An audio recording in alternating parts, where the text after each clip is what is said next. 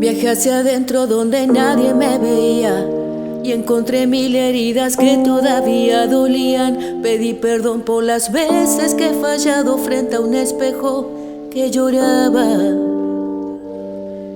Empapada, solté mochilas que nunca fueron mías. Eres el peso que más me consumía.